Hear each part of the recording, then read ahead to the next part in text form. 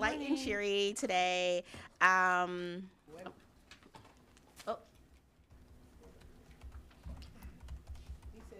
right. I'm trying to get myself together for 2024. Here we go. All right. So I'm going to officially call our meeting to order today at 9:34 a.m. The January PSTEB meeting. Welcome to our members and board members joining us virtually today. Please remember before we go ahead and get started that just come off mute because we won't be able to see hand raises and things like that. And to good morning to the people watching us on the stream. So let's get started. Looking around, I don't see, do we have anyone here for public comment? No. Okay, that's great. Do we need to, do we need to take attendance? I think We have a quorum. yeah, we have a quorum. Okay. I thought we did. I was counting loosely. All right. No public comment for today. Like looking at our agenda, we do have a lighter agenda, but that can always change because we are known to have robust discussions. So that can always change at any time. But our agenda is pretty light for today. Any state board updates? It's actually the same update because the board met prior to this board meeting in December, so there are no new updates. Okay. But I'm happy to share again that they adopted the regulations. Yes. That was exciting times for us. All right. Any announcements, communication update, and we'll just take this time, any updates from board members, hoping everyone had an amazing holiday break filled with love and laughter and family. Any updates? I always get nervous in this part of the meeting. This is when someone's going to say, it's been great. I get nervous, like leaving the board or something. So any updates? Yes, Kelly? I can't recall if I shared that Miss Wilson has resigned. Yes. Okay. I just wanted to make sure that I did that. And just a reminder to all board members who are about to be renominated. If you're about to be renominated, please make sure that once you get that letter, you are sworn in. You make the arrangements to be sworn in when you can be sworn in. And just if you could CC me and Nicole on any letters that you might get from the governor's appointments office, I'd really appreciate it. We like to keep our records organized, and sometimes you can get it to me faster than that office can. Thank you. Any other announcements or updates? Yes. Good morning. So apologies for my tardiness, and I was walking around upstairs for a minute. I just wanted to share some information that if you would like to give me some feedback, that I'm working part of a state board looking at artificial intelligence in education and how it's going to impact particularly K-12 schools. So if you have any examples of what AI is being used perhaps in your school, in your district, if you could share it with me, or any comments or concerns, it would be very, very helpful as I start to compile this report and we report it back to the state. So thank you. For clarification, Dr. Kirby, would that include how educators are using it? Because I know some educators are using AI to create rubrics to cut down Yes. on the caseload workload. With that, using it for different items like that, you want that feedback as well? Yes, absolutely. Anything, if it's generative AI, such as using it, for workload reduction, if you're teaching AI, if you're using it to help with your data, however it's being used, we're actually trying to look at ways of how it can be maximized through the state, and trying to perhaps consider some type of new pathways for digital literacy and technology when it comes to artificial intelligence. So your feedback and information would be super, super helpful. So even something like that, Chair Kitchen, would be really, really helpful. Okay. I'm just trying to clarify. No, please. Thank you. Just in terms of some of the concerns, like I've heard from educators in very organic ways that, especially at the secondary level, there are concerns about the use of AIs in terms of writing papers or reports Yes. from students. And I know some friends in higher ed had those concerns and things that they've needed to do to kind of prevent that.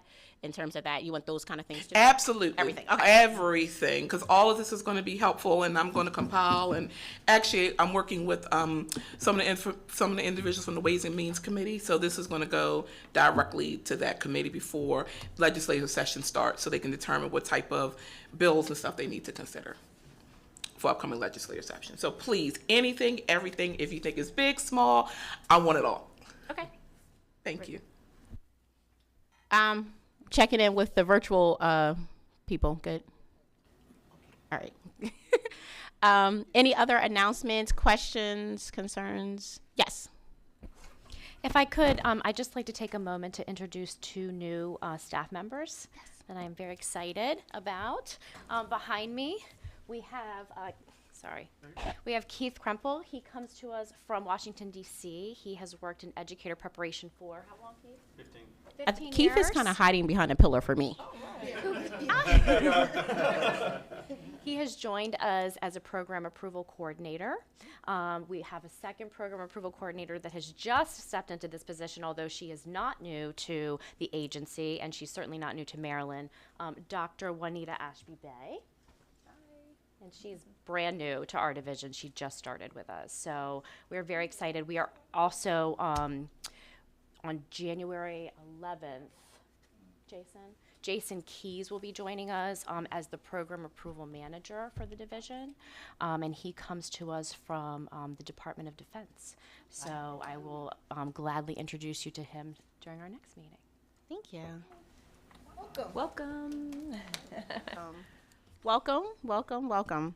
Oh, I had a reminder. Go ahead, Darren. Just a reminder, it's the beginning of the year, so for anybody who's new to the board, you'll probably be getting an ethics form to fill out that lists your financials and anything that could potentially be a conflict of interest. And I always look at it and go, I'll do that later, and I'll do that later. And then I think, oh my And God, you get did to I do email, that? 'Cause like, you need to that's- do that right now. Right. So if you're doing it for the first time, it's a fairly long form, but then the good news is it saves your information usually, Yes. and then you can just update it each year. But just a reminder, that's legitimate, so you want to fill that out. And then also, too, if you get confused or you're not sure, when you call the number, the people are very helpful and very pleasant, because some of us might forget year to year what we're supposed to go on the form. So we always call the number, and they are very helpful in helping you to complete it. I know, but did you? Not yet. Okay. And that form is typically due by the end of April. Yes.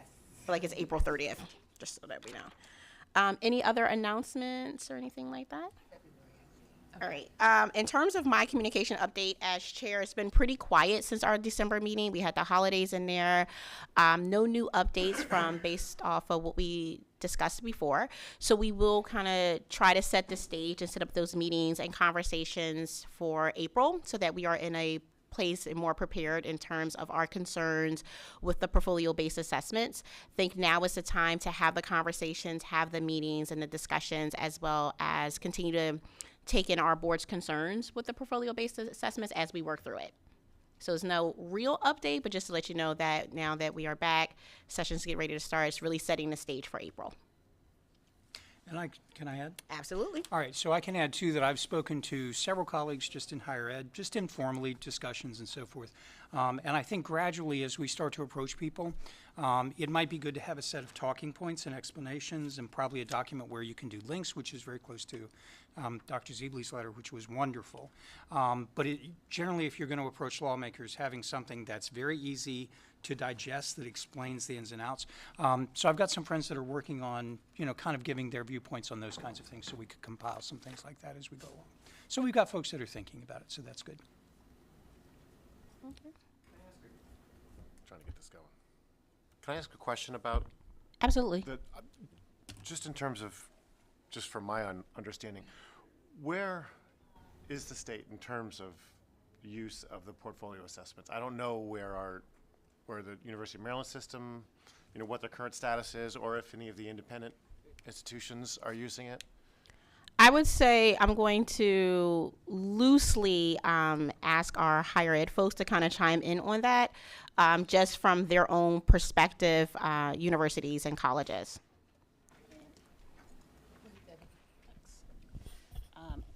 So Towson University has used it for quite a while. We have our own, it's not called a cutoff score, it's called an But by expected. it, you mean at DPA? Sorry, at TPA. Okay. We have our own expected score. It's not quite a cutoff score, but if they don't meet the expected score, then we have them do internal remediation rather than sending it out to be rescored nationally with the $300 fee again. And we have found it aligns pretty well with other feedback individual teacher candidates have received. So the whole college uses it for it, and we're happy with using the EdTPA. Dr. McGee? Hold on. Tap it again.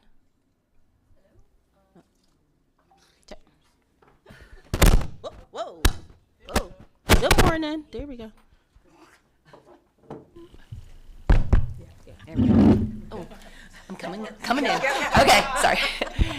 Good morning, Dr. McGee. I'm at Frostburg State University, and we too have been using EdTPA, I want to say 5+ years, and we actually have worked the $300 fee into the students' costs, like we factor in other things so that they can get financial aid to help them with the costs, because they also have costs of praxis exams.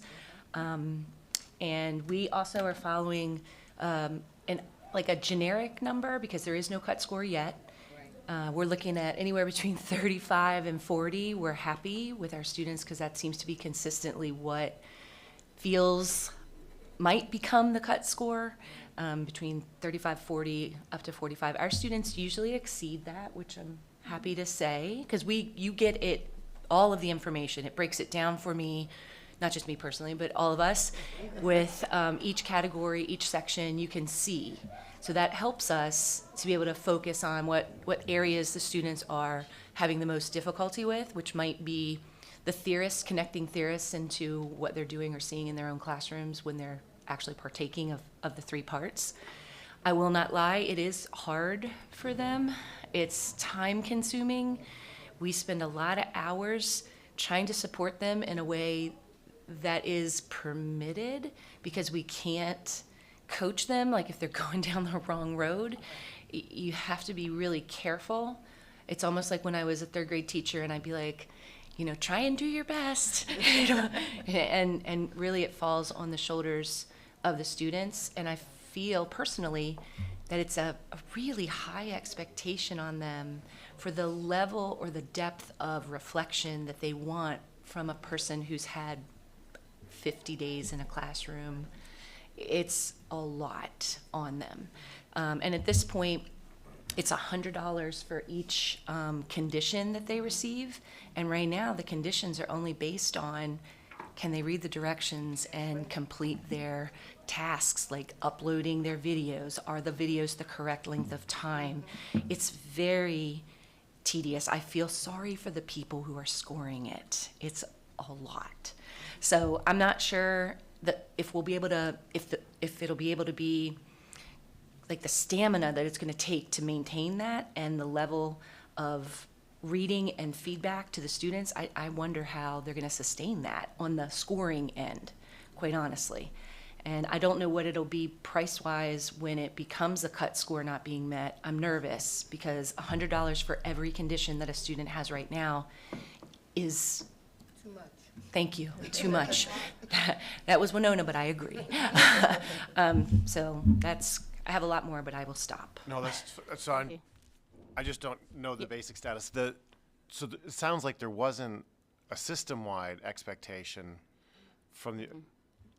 So that was a really high-level question that I was curious about, and then our independent institutions, are any of them using? So, go ahead, Kelly, and then Dr. Taylor and Dr. Kerbing, did you want to chime in? Did you want to? Okay. Okay. Just wanted to make sure higher head, like just from there, did anybody else want to chime in? Kelly, and then Darren. So we track what Maryland institutions are doing, and although they still have a little bit of time, it's time for the decision to be made. And I doubt that any of our institutions will support both assessments, because there are 2 on the market. Right now, as of our last survey, 1, 2, 3, 4, 5, 6, 7, 8 institutions are using EdTPA. Excuse me. And 1, 2, 3, 4 are using the PPAT, which is an ETS product. They're both adopted by the state board to use for this purpose. Just as a reminder, what the law says is beginning July 1st, 2025, that is when these assessments are required and a cut score will be required. So we will be choosing a cut score pretty soon here. As far as private institutions, Micah's using EdTPA, Goucher's using PPAT, that's Notre Dame. Mount St. Mary's, PPAT. Hopkins has not decided. I don't have any information on Hopkins, I should say. There are several that I do not have information on. Kelly, did you say how many? I know you said about eight that were using EdTPA. Did you say how many were using PPAT or 4? Okay. Four. Would it be helpful? It's been a long time since we've done this. It's been years since we've done this. At any point in time, know that I can reach out to both of these testing vendors and bring them in to do an overview of the assessments. And maybe it's time that we do that again. Also know that we can absolutely facilitate meetings between each of those vendors and technical assistants. We've brought them in before. I mean, it's been a while since we've been doing this for about 5 years now, but in the beginning we were kind of hot and heavy on bringing them in, bringing our EPPs in, bringing our LEAs in, our non-publics in. We can certainly go through another round of that, and we can make connections as well because we know all the players that are supporting. And there are communities of practice. The EdTPA community of practice is pretty robust. The PPAT one I'm not so sure about.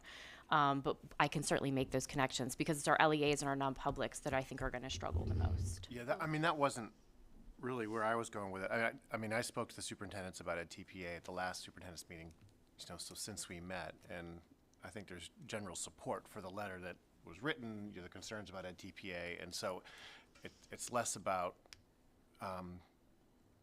I mean, it's a lot to take in. I mean, I've been to the EdTPA conference. I was working in North Carolina because they had a system-wide expectation that it roll out, and they were doing it in phases, and it was a struggle. It was a huge culture shift for the ed schools, and while it seems like a really good assessment, I mean, all the barriers that we've heard about seem to be emerging as real barriers to students, and particularly to students with lesser means going into the system. And so I'm not necessarily looking to have another sales pitch from about if it really doesn't look like it's bringing us the results we need. So I think it's more about how we can support. I just didn't really know the status. I didn't want to jump in until I had a sense of where we were with it. Sure. So I think that I completely understand. If, again, I'm happy to reach out to both of the vendors and ask them to provide information about how they will support our districts and our teachers and our teacher candidates. If that is something that the board is interested in, just let me know. So, in thinking about that, because when we say how we say support, I think support often comes from in the form of technical assistant, but hearing just the conversations over the year from our higher ed partners, it seems like there needs to be financial support too for the students. And so what is the pleasure of the board in terms of this? Kelly's happy to set it up, but what is the pleasure? I know that in the letter that we drafted, there were major concerns about the portfolio-based assessment, but we know that it is in the blueprint. We know how the AIB feels about it. So what is the pleasure of the board in terms of our next step? Not that we're making a decision, but in terms of our discussion about this, what is the next step? Or is this something that you would like to take back to your constituent groups and we come back to it in February? I'm not tabling it, but sometimes you want to talk to your people. Dr. McGee? So I'm in the same camp as Dr. Olson, where I feel like we need more ideas or resources as to how we can support the students with the money, the financial side. ETS has the opportunities for the students to receive waivers if they have financial aid, and I would love to see something like that be available for the students. When we first started doing it, and Deb, you correct me, because I'm not sure if this was just a Frostburg thing or if this was the way they rolled it out. We had initially, when we were piloting it, we did have access to waivers for our students, where the first groups of students did not have to pay. And again, at that point, they were still taking the other praxis exam, the CKT, I can't remember. So I think if there was a way or a group, I don't know who it would be, Kelly, that would be able to offer ideas of how we can support, financially support. And then I could absolutely share the process that Frostburg went through to have it added to our student fees, because that's been a nice feature for the students, because then their financial aid can help pay for that, the initial $300 that they have to pay. It's then that additional money that comes on the other side. And I'm most concerned because students are receiving it for conditions right now. I'm nervous for when it becomes truly scored and they have to submit, what's that cost gonna be? And how can we help them? Because there are so many sections and breakdowns. So I'm wondering, and I don't know if the companies can tell us, I don't know who charges that. I guess the company does, right? So I'd be curious what they're thinking about charging our students for when a cut score is established, so that we can be prepared. Because if I need to go back to our group and say $300 is not going to be enough for Ed TPA, Right, I we need need 1,000. Yeah, because PS they still have 1,000 with Praxis help. So that would be my request, like moving forward. So what I'm hearing is that we may want to go back to our constituent groups and kind of maybe gather concerns or questions about it and bring it back to our February meeting before we ask Kelly, so we can have a little bit more direction of what we would like to see or what we want, and just knowing that it may take us a couple of months before we can get someone here from Ed TPA or PPAT. So maybe going back to our constituent groups, our concerns, our questions, and looking at the stakeholders that we represent. There's going to be different concerns and questions. Like higher ed is going to have something different than those of us who are in a classroom teacher, but in superintendent. So I'm just curious to know what concerns, questions, and then bringing it back so that we can kind of figure out what direction we want to go in, so that Kelly knows what we may need or what we're looking for. Is that fair? Cool. Darren? I have a question. Is the completion successfully of PPAT or Ed TPA a requirement of getting your degree? Oh, good question. Because because I'm thinking the answer is no. No, that's not correct. It definitely is It a is. requirement for graduation to make the expected score, but again, with remediation. We also do the financial aid. It's a part of their fee, so that those who do receive financial aid can pay for it through that. And there's also, if you make lower than your household, it's waived. So it's But tied it to is- graduation and certification, if I'm understanding. Well, It's it's been not- some time, Is that back true when of dinosaurs every- was roaming and I got certified, but It's definitely tied to graduation at Towson, with to make the expected score, in order to graduate. Is that true of every IHE? Well, Frostburg is different. Frostburg is different because ours is not, it's about, right now it's about completing it with no conditions. That's what our students have to do right now. So we're gonna have to change that for graduation when there's a cut score established. So right now at Frostburg, to graduate, you must submit and have no conditions on your Ed TPA submissions before you can graduate from Frostburg. But eventually you would have Yours to, is a cut of course, score get a right now, passing you said. score. No, I mean, if somebody, 3 years ago or 4 years ago, I had somebody who loaded the wrong video. She Yeah. had to Resubmit, resubmit. which she received a condition then. Yeah, okay, I Yeah. didn't know, but she Yeah. definitely, so for Towson, Yeah, if you do receive a condition, you have to resubmit. same for us. Yeah. So I feel like we all are on the same page right now. It's gonna change. It'll just become the cut score. It's like the Praxis exams have cut scores for the state. And if they don't. They get have the to- cut yeah. score, they cannot graduate. Right. And they have to take the practice exam again, pay for whatever they. Right, costs, and it's 21 Cost, days before you that's can take right. it again, so it's like a month before you get to, yeah. hence it's the a stress lot. and emotional toll it takes to be a teacher and you're not even in front of children yet. But now I have another question though. So 2 questions then. And I appreciate you helping me understand this. Sure. So getting back to the one question, is that true of every institution in Maryland that is tied to graduation?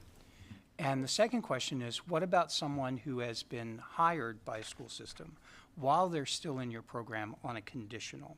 Because, for example, we have people from universities that get hired, they're on a conditional, but they haven't completed internship 2. They're hiring as part of that. you see what I'm saying? So now, who has the responsibility for taking those students through, once they're hired, for doing the program, completing the assessment?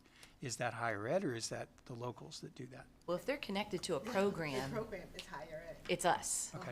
If they're doing something, I don't know how it's gonna look for the in-state or the in-district certification. I don't know what that's gonna look like, but I would assume it's gonna be on the in-state district to follow through on Ed TPA or the other, right?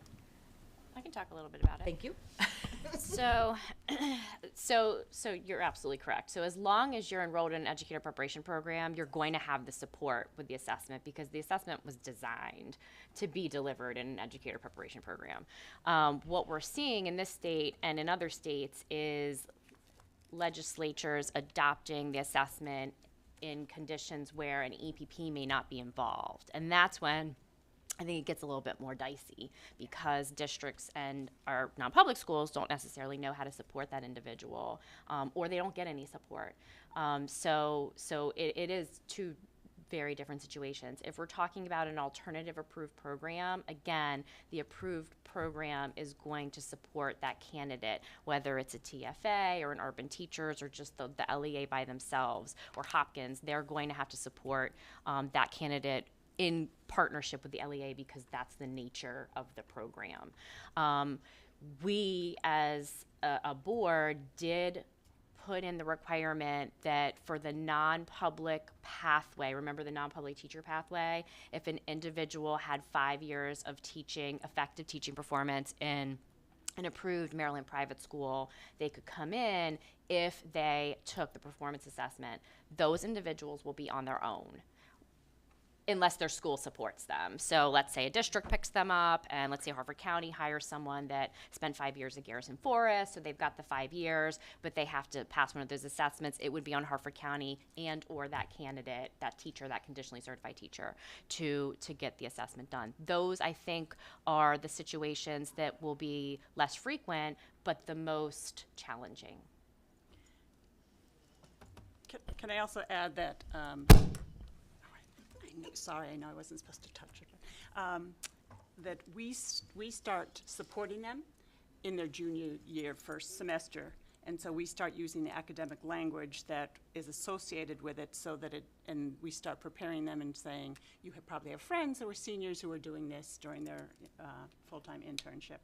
And again, I don't think it's without flaws, but I do have to say, just anecdotally, for me and my colleagues in my department, it really aligns well with those students who have gotten pink flags or red flags along the way from their junior year, first semester, second semester, and then senior year, first semester, second semester, that it's never been a surprise to me in anyone who I've had, and I have them for the whole year. I have them from this year, August 17th in Howard County, we're early, till they graduate in May, and it's never been a surprise who hasn't done well on the Ed TPA. Even if they pass, we get all the little individual scores, and we can see on each of the rubrics, and so it's never been a surprise. The other thing that I say, again, it's not 100% without issues, but I do try to encourage them, saying, well, you will have to be taking a similar process for national board certification. Right. So just gets them a little more prepared for doing that. May I piggyback on that? Yep. I agree with everything Deb is saying, and we also begin very early with everything about Ed TPA, the process. We've even created, for internship 1, their unit emulates on a smaller scale what's going to be expected, so it doesn't just hit them like hard in the face when they have to do in their final semester, during their final internship. All of this, there's a lot of writing, and again, the expectation of connecting theorists to what they're looking at, because they're drilling down to one specific piece and standard, that then they are also having to capture on film that magic in a bottle, where the students are using the vocabulary that you're like, yes, without you prompting. And it It would be interesting. I mean, it would be great if you really want a guest speaker. You should invite one of our seniors to come and tell you who they're walking in the shoes of that, who have just finished or something. Or you're welcome to come to seminar with me. We meet every Wednesday. It is virtual. And if you would it's really like to funny, mentor like how someone. you were saying it was like two things that popped in my mind, and I don't know if other people were having the same thoughts. One, I definitely would love the informal opportunity to speak with students at different stages, because I'm thinking about your seniors, your juniors. It'll impact your juniors with the 2025. Looking at that, but then also what you were saying, like how the higher ed community has kind of aligned it, but just informal conversations, right? And so I don't know if anyone else was thinking the same thing, because I feel like sometimes we talk about things in theory if that's not our zone of genius and what we do from day to day, but just really looking at it with it, because it just seems like it's a lot as a pre-service teacher. It just seems like it's just a lot. Can I? Yep, Darren? I'm really happy to hear that, especially what you said, Debbie, because one of the things that the committee put in its letter was the redundancy of this. And what you said perfectly illustrates how IHEs have a number of checks and balances to really assess all of these things. And if you're not surprised by the results you get, that's because you're doing the assessments already. So that was part of our logic, is this expense and the tremendous bureaucracy that comes with it, is that really necessary? And when you say something like, well, it never surprises us, well, you've got the checks and balances, and that's exactly what I think we expressed in the letter. So I'm thrilled with what you just said. For me, I guess the thing that I see coming from this, there are great elements to it. It certainly allows us to have a better understanding of where these candidates are. But at the end of the day, it's going to lead to us hiring more conditional teachers. In the last 6 years, the number of conditional teachers in Harford County has gone up more than tenfold, from under 20 to approximately 200 right now. And everything I just heard essentially equates to barriers that's going to yield fewer graduates. Now, those who get through this, I get that they're going to be kind of the champions. But the outcomes we've seen across the country are that, unfortunately, they're going to look a lot like the teachers I have in my building already.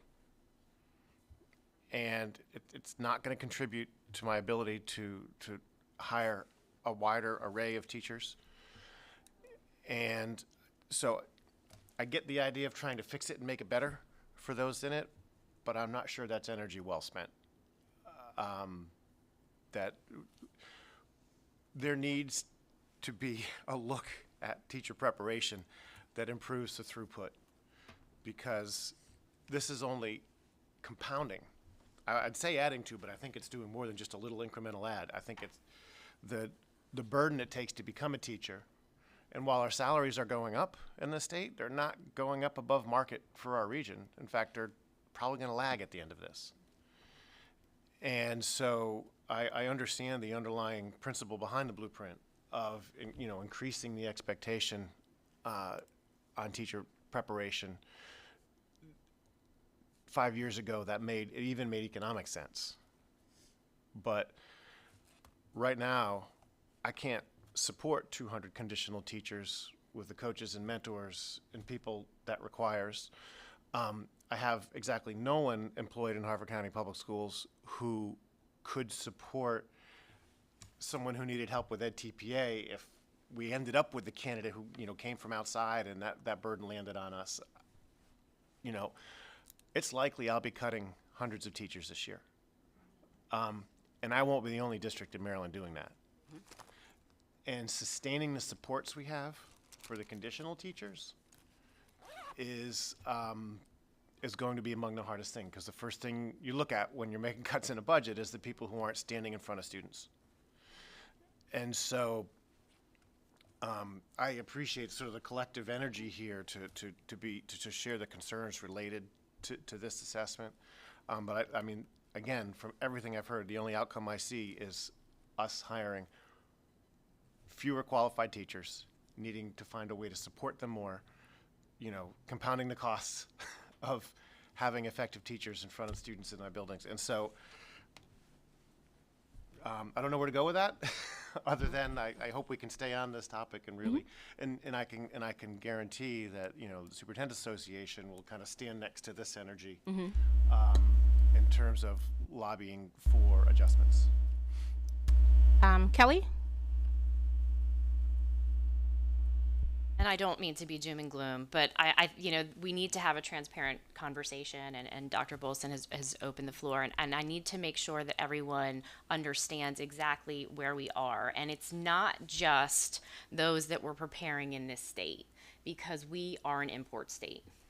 We've always been an import state. We simply have never produced the number of teachers that we need to staff our classrooms. And so we need to keep that in our minds, especially our districts and our non-public schools, who we're seeing this tremendous rise in conditionally certified teachers. Now we have a law that's going to go into effect in July 2025 that will require our out-of-state prepared individuals to pass a test of teaching ability. Now, this board and the state board saw the opportunity there. It doesn't need to be a nationally recognized portfolio assessment. We built in a way for that individual to use their performance evaluation to meet that, but they can't do that until they get that performance evaluation, which means those individuals that you would normally hire with an advanced credential or a professional credential now have to come in with the temporary professional credential, which we carved out for that purpose. That's the 2-year credential. Now, I don't know what LEAs will do with their pay scale structures as far as the temporary professional is concerned, but if you've got someone coming from Massachusetts with 30 years of experience and you tell them that they're going to get that temporary professional until they get their first eval, they may not take that job. So it is something to be very mindful of. We're seeing that already. Aberdeen Proving Ground is in Harford County, so we have a lot of kind of moving in and out of either military or civilian or military attached civilians. And any of the spouses who are teachers who come through there, basically what we find is they're teaching for online schools or they're teaching for private schools. They don't even bother because they're not okay with looking at additional tests when they have that type of experience.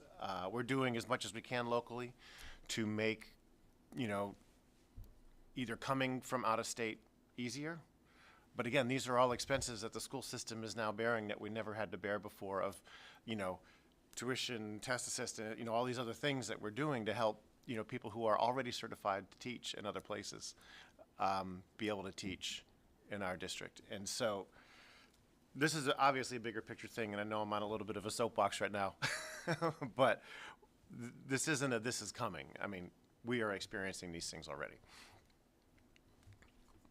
Go ahead, Dr. Zebley. Just to put a bow on it, just because I teach at Aberdeen High School, where Dr. Bolson was the community that serves Aberdeen Proving Ground. And we had a situation just like that. 2 spouses who were seasoned special education teachers and were a wonderful asset to our building and are no longer there after 1 year because of some of the descriptions that Dr. Bolson has described and have taken employment elsewhere. And we now have conditional special education teachers, which is the primary field that we're going to see a lot of those. And I see a lot of principals nodding their head right now about the number of conditional teachers in special education in particular, which is one of our most vulnerable population of students. So I know we want to move on. Okay, so I think, let me check out the virtual. Any comments from our board members that are joining us virtually? I did just have a quick comment. I wanted to make sure that if we are asking for voices to come in the room, that we make sure that we're bringing in those conditional voices. As was mentioned, a lot of our conditional teachers are the ones who are also going through this EdTPA process, and they are struggling to be teachers of record, do all of the things that we're doing in the classroom, and complete their programs. So making sure that those voices are also the ones coming into the room. Thank you for that. That is exactly what I was going to say, Melissa. So thank you for saying that. This is Joy. Okay, so. And I just need to say I'm glad that that we had a little trouble with the mic and I wasn't there. Oh, that's okay. Okay, so I definitely think that when we think about our items for next meeting, definitely asking all of our members to go back to your constituent groups, come back with some information. If you can get it to Kelly earlier, we can kind of have it so everyone doesn't have to like read every comment, just so that we have that. I think this is an ongoing discussion. We know as a board that we have major concerns about it, and so now it's time to continue the discussion. So my charge to you as board members to go back to your groups and kind of look at those concerns, the questions, the comments, so that we can continue our discussion next month. Yes. Is it possible for us to continue this conversation in our March meeting? Because the Teacher Education Summit is going to be happening at University of Maryland. So myself, Dr. Shockley, Dr. Bolson aren't going to be here. Yes. I guess we're moving it to March. Yeah. Thank you. Because we definitely want to have the voices of higher ed, and then I know in terms of representing MSEA like that, so 60 days it is. So go ahead, Kelly. Can I just throw out an idea? Because we'd really love to go to the summit too. I don't, and I guess I'll turn to you and to the teachers who have to get subs. We do have an inclement weather day on the books for February. Should we consider using that day so that I think we can attend should, the summit? because I'm in the running for the field trip. The coveted position to chaperone the field trip. It's a whole lottery system in my son's school. So if we could, I mean, that's not the reason that we're moving the meeting, but if we could use our inclement weather day, and I know a lot of people would like to go to the summit, and so it's February 11th? Let me look. No, if we change the meeting date, it's the 8th. It's the 8th, yes. So instead of meeting on the 1st, we'll meet the 8th? Okay. Now, if it snows, I don't know what we're going to do. But, so we have those two things. Do we need to vote on that, Sean, or can we just make that decision? Okay. February 8th. So that gives everyone a moment to go to the summit. Thank you. Yeah. Dr. Allen, will you resend just because it's been a couple months? Yes. Thank you. All right. So go ahead. Sorry. Our discussion, light bulb moment, during the February meeting, are you okay if we present some information about a federal law regarding military spouses? Yes. Specifically and certification? I'm a military spouse. Yes, that would be great. So, yes. So, just tentatively, and we'll discuss this more when we get into our items for the next meeting. We'll have the change date, but we'll also kind of list this as an agenda item to kind of come back and talk about this discussion more. Because we are moving the meeting date, I would say let's come back, because I want to keep it fresh. Sometimes when we push things out too far, they kind of get lost and different things happen. So I do want us to come back in that February meeting and kind of just informally have this discussion, go back to your groups, bring up their concerns so that we can continue this discussion and just hearing from everyone. All right, so with that, we're going to move on our agenda. If you haven't had a moment, please take about a minute or two to review the December meeting minutes.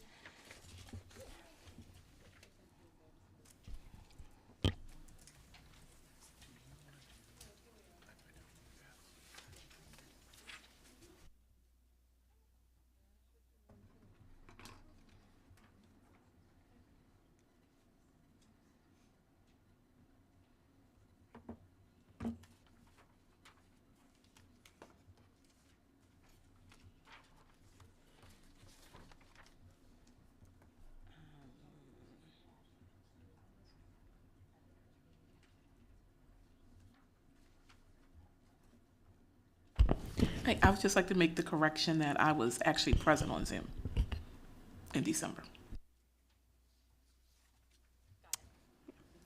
And I was absent last meeting.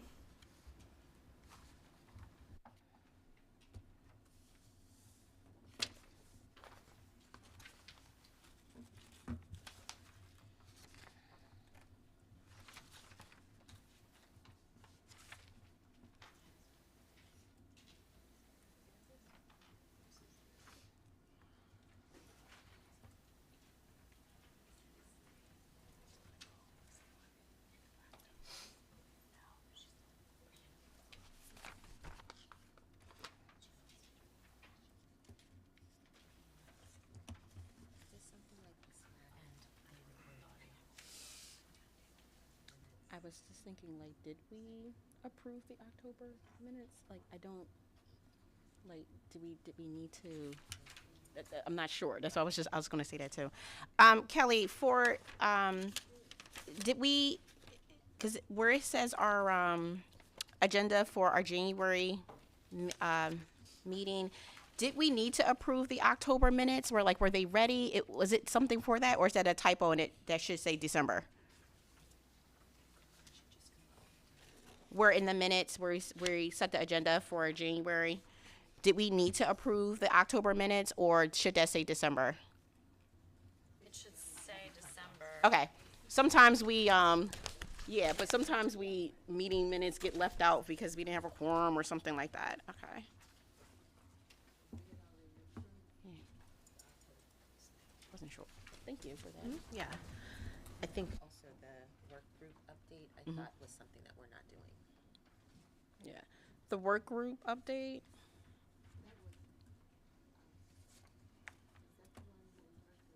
Yeah, that was a letter, so that can be, that's not on the agenda. It was discussed. All right, so just to recap for everybody, we had some updates in terms of attendance, who was here, who wasn't here. In the minutes where we have the January agenda, it says October, but it really should be December. And we didn't necessarily have a work group update on the agenda for this month. I didn't put it on because it hasn't started yet. It's the work group is the administrator, supervisor, certification. Thank you, Kelly. I was thinking it was no, that's a subcommittee. That was the communication. Yeah, sorry. You said that was the administrator? Yes. Okay. Thank you for that clarification. That's right. Because we talked about the different people that was on it. Okay, so go ahead, Ms. Bacon. And then as well, it says approval of January 4th, 2023. That should be 24. And actually the same with today's agenda is the wrong year. There's always that grace the first 30 days of the new year. You're writing the year from the from the previous year. All right. So yes. May I just correct the spelling of my name under the motion of November 7th? But Nicole, of course, just left. Sorry. She's getting it. Tamir's getting it. Okay. Just to spell it, Debbie. DBI. Thanks. Because I know I'm in trouble when somebody calls me Deborah. Jacob. Okay. All right. Motion to approve the December meeting minutes with the corrections. Motion by Dr. Taylor, seconded by. I second. Seconded. All in favor? Aye. Any opposition? Any abstentions? Motion to approve the December meeting minutes with those corrections. Move forth. All right. Little bit of a temperature check. We're like spot on in terms of time with our agenda. We have a break a little bit further down. Does anyone feel like they need a break now, or should we push forward? I know it's been a while. Everyone just got back, so I just want to make sure everybody needs a break. All right, so let's go ahead and keep moving. Kelly, I think we're ready for our regulations.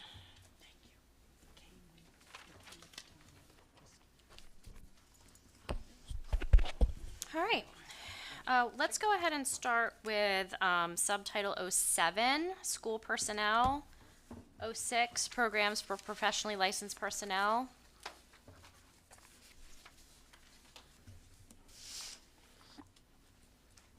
And if you're online, it is the file that is called 1/4/23 Amendments 13A 0706. Something to that effect. All right. Everybody got it?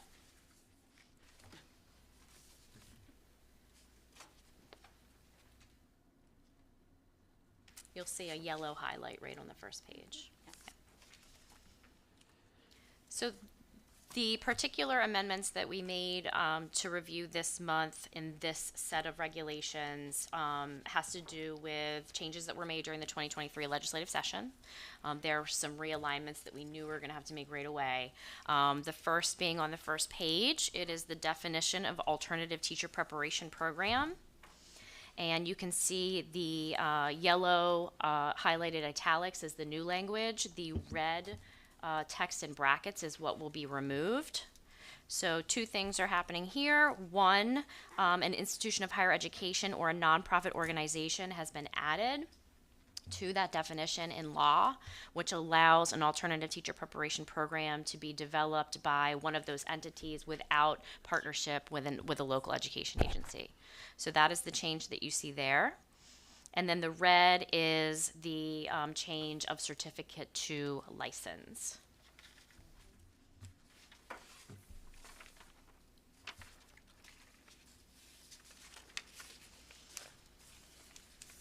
Questions? All right, let's. Go ahead. Sorry. So, and maybe this is illegal, like what the and or an ors mean. So does that mean that an alternative teacher preparation program, it's courses established by a county board or an institution of higher ed or a nonprofit organization? Okay. Correct.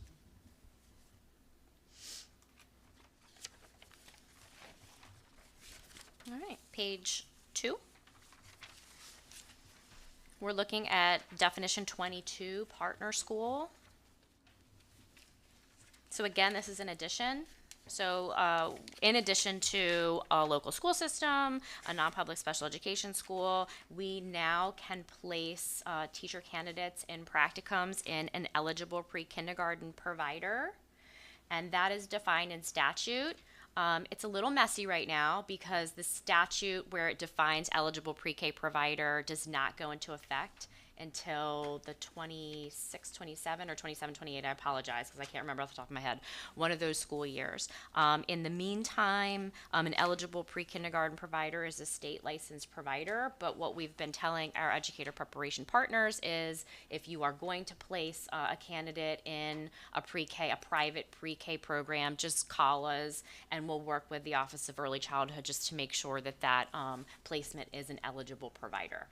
So that really does open the doors for that early childhood education program placement for those individuals who are working in private placements or perhaps have family child care centers that they own. Kelly, is this just point of information and clarity? Would that be connected, like eligible pre-K providers? And please forgive me because I don't think I have the correct name. Is it Maryland Excels?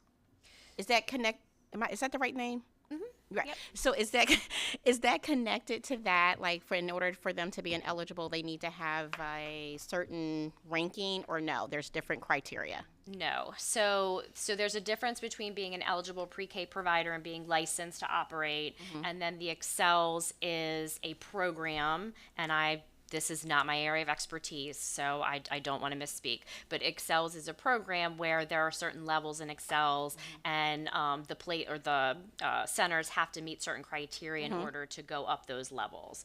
But this law and subsequently this definition are not tied to that. Gotcha. I didn't know if it was like they had to be a certain level in Excels to be an eligible pre-K provider. No. Now, come when the law does have a definition for eligible pre-K provider, what it says, and I apologize because I don't have it in front of me, it says that they have to have a bachelor's degree and they have to hold a certificate, a Maryland professional teaching certificate in early childhood education, or be enrolled in a Maryland program that they're working toward that certificate. Okay.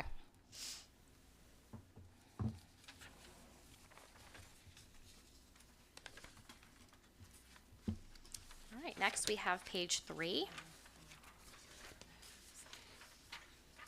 We are out of the definitions. We are now, so we just jumped from regulation 2, which is the definitions regulation, to regulation 8, state program approval requirements.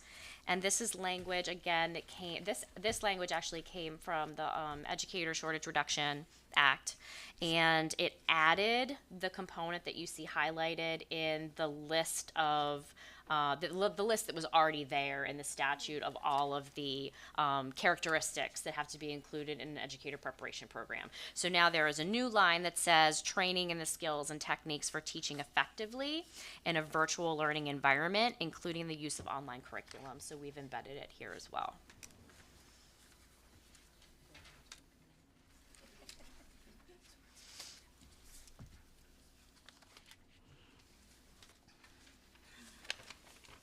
Questions? Okay. All right, let's keep going. All right, next we are on page 5.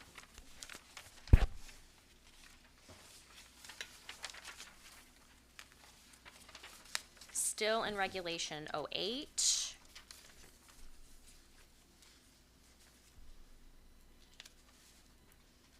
And probably should have shared this with you first. So we are under clinical experiences, which is D of the regulation. And this is really where we summarize all of the requirements in the law with regard to the practicum. And one of the changes that was made during the 2023 session says that candidates specifically in alternative teacher preparation programs that lead to early childhood licensure may satisfy criteria that is established by MSDE, working with our institutions of higher education in consultation with the Maryland Higher Education Commission to basically establish the standards for getting credit for prior learning.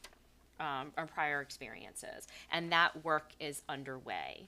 It's not ready yet, but what the law says is in lieu of completing a practicum, if an individual can satisfy that criteria, again, specific to alternative teacher preparation and early childhood education, then they may satisfy that criteria in lieu of completing the practicum. So I've included that here as an exception because it's just that single type of candidate in that specific type of program that has that ability. All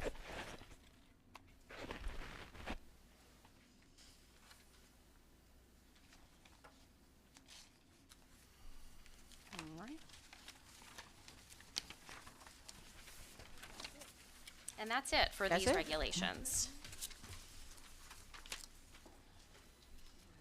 So you'll have to tell me how you want to handle it, because we're gonna bring more and more of these types of amendments throughout the legislative session, so we can get this work done and get ready to send it as, I guess, a package to the State Board of Education when we can promulgate again. So you'll just have to let me know, Ms. Kitchen, how you want to go about, like, for each of these, do you want me to place it on the next month's calendar for action? After we've had a discussion month, just tell me how you want to handle it, and I will do that. I think as a board, like historically, I think we do better with chunking it, like piece by piece.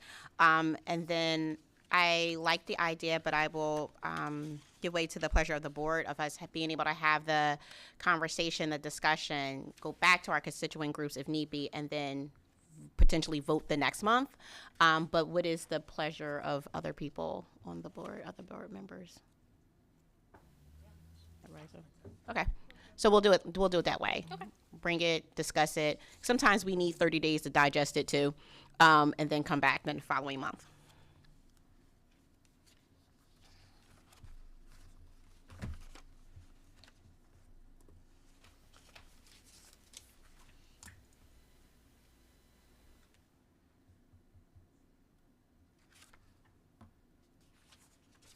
We're on our agenda here. We have a break.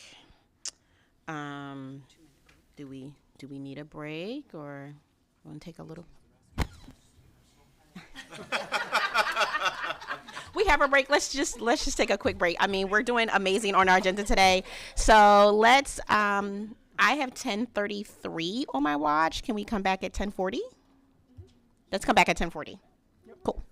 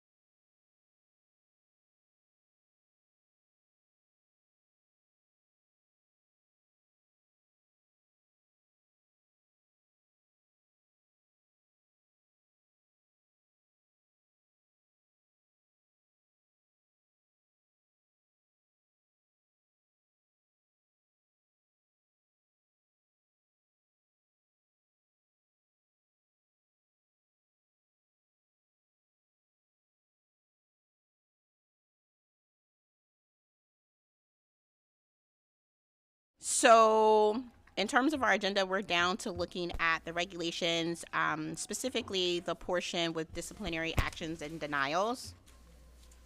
And we'll have Kelly take it away. Okay, so this packet has more of the highlights. There's additional highlights on the front page.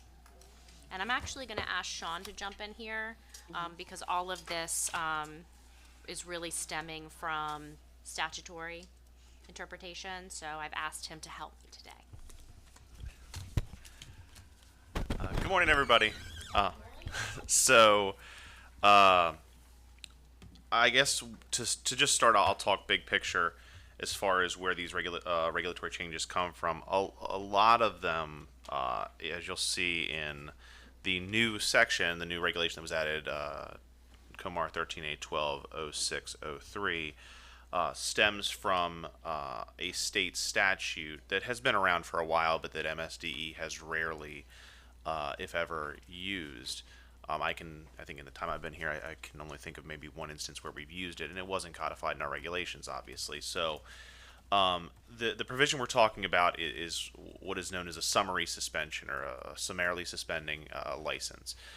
There is a state statute. The law is State Government Article 10226C2, and what it provides is that units of state government can actually summarily suspend licenses in all professions where the public's health, safety, if the unit of state government finds that the public health, safety, or welfare imperatively requires emergency action, and promptly gives the licensee written notice of the suspension, the finding, and the reasons that support the finding, and an opportunity to be heard. So the idea is, when there is a public health, safety, or welfare risk that requires that an individual's license in any profession be suspended, that person needs to be advised of it and given an opportunity to be heard on that issue, but the unit of state government needs to be able to take some action to protect the public. This is most common in the different agencies within the Department of Health. So you can think of doctors, dentists, optometrists, even. There's a list of at least 10 different medical agencies under the Department of Health that all have similar regulatory provisions that interpret this statute. So what I've done in drafting this is kind of modeled this regulation after many of their similar regulations, but tailored it to the Department of Education and educator licensure and our processes that we use. So we'll kind of go through that due process, but the idea that you'll see within that regulation is just it is a balance, because on one hand we want the first and foremost purpose, I think, of these regulations in general, this disciplinary action regulation 13A1206, that chapter, is to the protection of Maryland students and the integrity of the teaching profession in Maryland. And so we always have to, when acting in the welfare of students, we always have to, be able to protect our students and their health, safety, and welfare. But at the same time, there are due process concerns. We don't summarily, it's a summary suspension, just so we're clear, and this is actually one of the definitions we'll go over, is an indefinite suspension. It exists for as long as there is the health, safety, or welfare risk. And so, that is still a there are due process concerns with that. When we suspend an educator's license, we are taking away their livelihood, right? So, obviously we want to make sure we're following, a fair degree of due process, and I think we've built that into the regulations, modeling it after the similar professions from the Maryland Department of Health. So, I'll get right into the definitions, and then we'll talk kind of at greater length about 13A120603. There were several other definitions that I added just for clarity on terms that seem to be the ones that are most either that create the most confusion and therefore could use some more clarity, or the terms that are most contentious when it comes to litigation of these hearings, just to make sure we're defining them and explaining clearly what they mean. So starting at Comar 13A120601B3, this defines dismissal. Dismissal is used in Comar 13.8.12.06.02. Let me see, C5 and C7. This is the regulation where we deal with educators who are dismissed after an allegation of misconduct involving a student, any school system, or any minor is substantiated. And we've already actually defined what substantiated means in this definition section, but we hadn't defined dismissal. And there are situations that we've seen, at least in my time here, where an educator isn't dismissed under Education Article 6202. They're not terminated, but they're non-renewed. And so we wanted to be clear that that is a distinct concept, that non-renewal is distinct from dismissal, and we've had administrative law judges come back with that same finding. So dismissal is defined now in our regulation as termination of an teacher, principal, supervisor, assistant superintendent, or other professional assistant under Education Article 6202. So we're just making that clear that that's the statutory definition of dismissal. Turning to, and if anyone has questions, just feel free to chime in.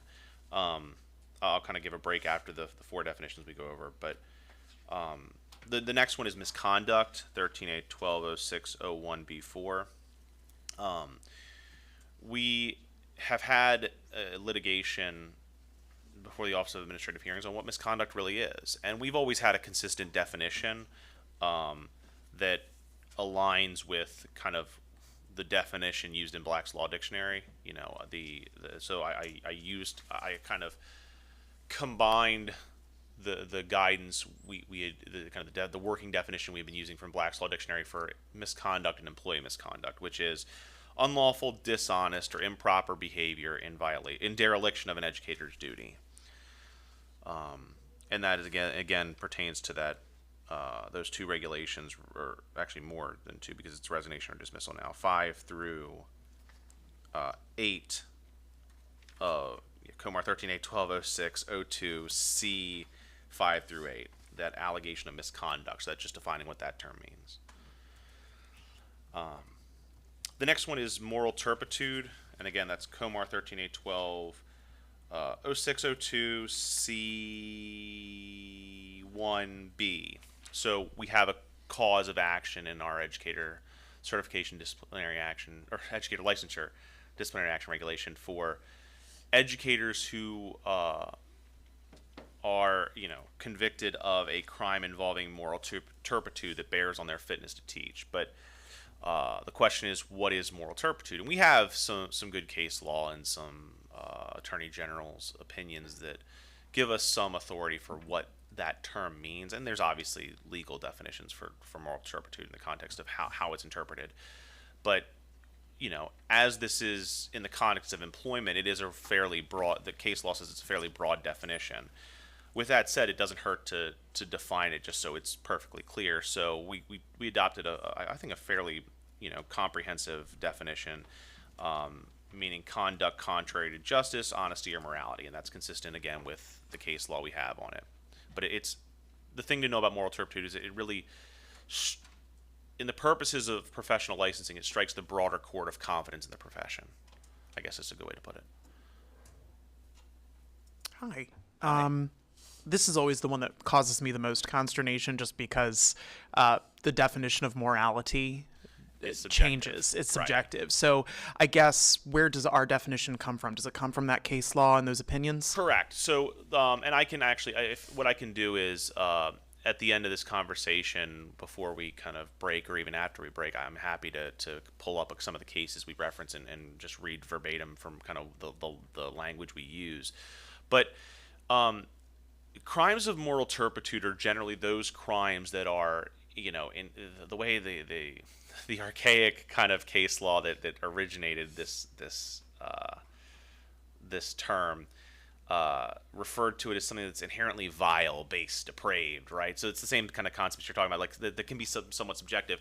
The way we conceptualize this really is, generally speaking, it's something that is either, as far as morality is concerned, it's something that's really a felony, something that's sufficiently serious in that regard. That, like, felonies are generally what the law considers to be, sufficiently depraved, sufficiently, vile. There are certain obviously offenses where it does open the door to say, okay, well, is this something that is sort of like seen as, clearly immoral in the department's view? And again, case law interprets that, it can be somewhat vague, but it's generally interpreted, as, I'll tell you what, I'll take a quick break here while I'm looking this up and just pull up the case law. So I just read you verbatim. Because I don't want to misspeak.